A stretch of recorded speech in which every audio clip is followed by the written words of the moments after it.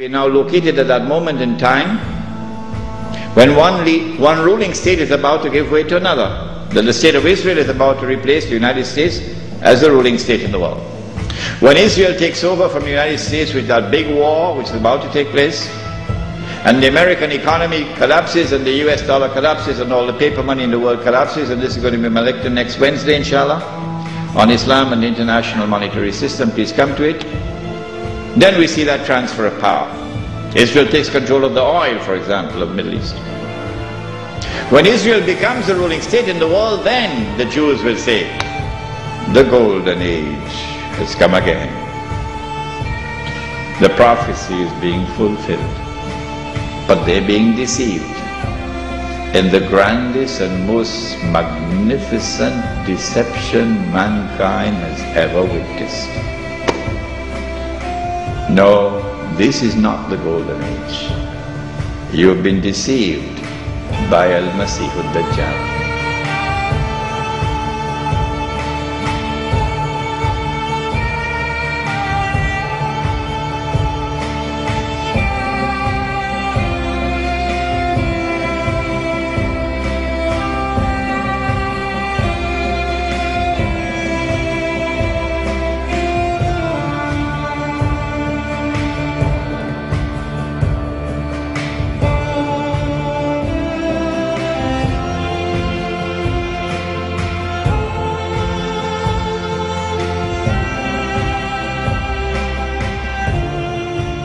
Any of us who studied any history at all knows that's exactly how World War I took place. Then World War II was fomented between the Zionists, between the German nationalists again, and the Brits to bring us in. And in World War II, Israel was to be born. And the Zionists were given power. So since the first two wars came off just exactly as that letter said, and that letter used to hang right in the British Museum Library until 1977 when Baron Rothschild became a director. And as soon as he was on the board of directors, that letter disappeared from the library. Immediately.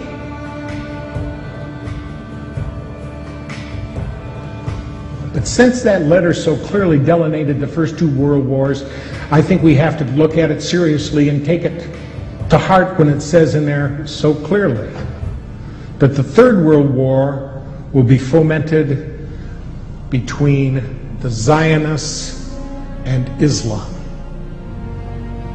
Does anybody see that materializing today? Every place we look, we can see it happening. And we can see the power they have here in this country to run things and to pull the nastiest little scams, and America believes it. Because they don't realize who it is that owns the newspapers.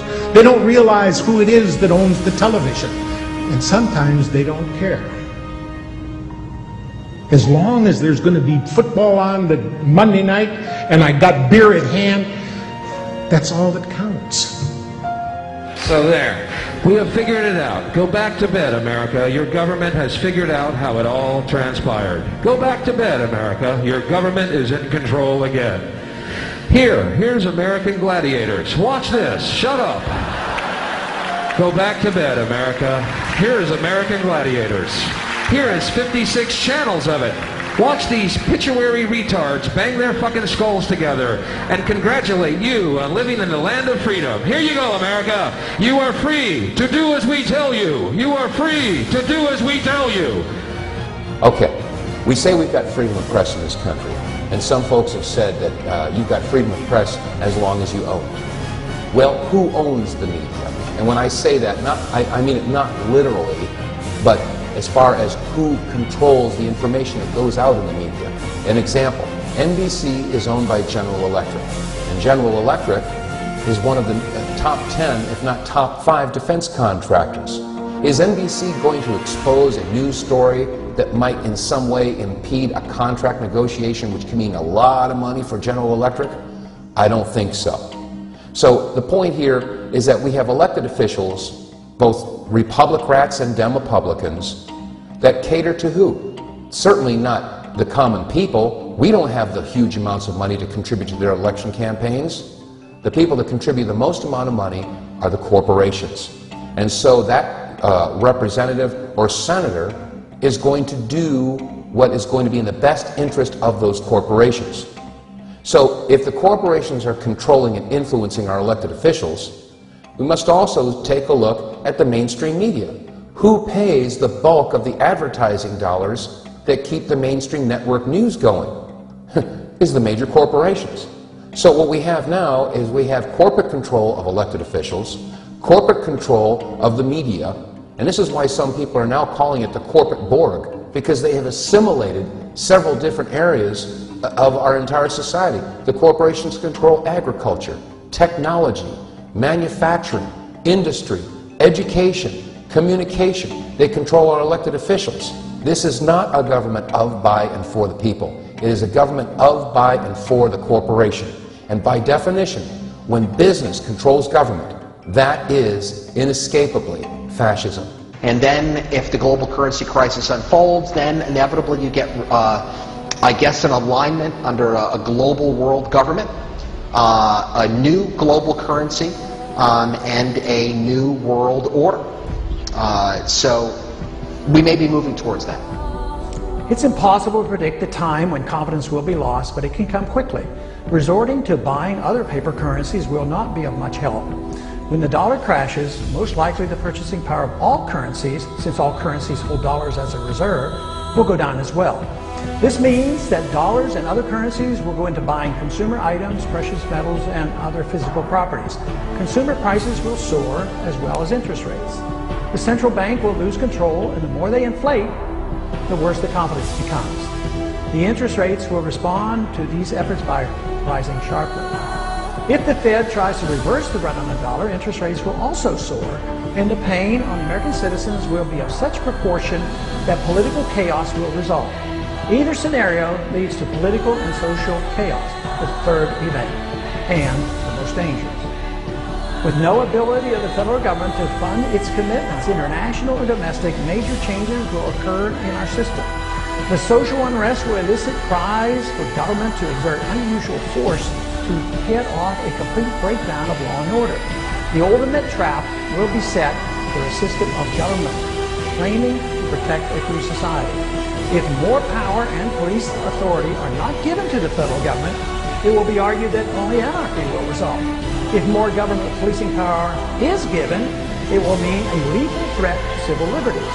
Already, we have permitted the notion that a single person, the Attorney General or the President, can decide who is an enemy combatant, thus denying that individual the right of habeas corpus, permitting indefinite detentions without charges made.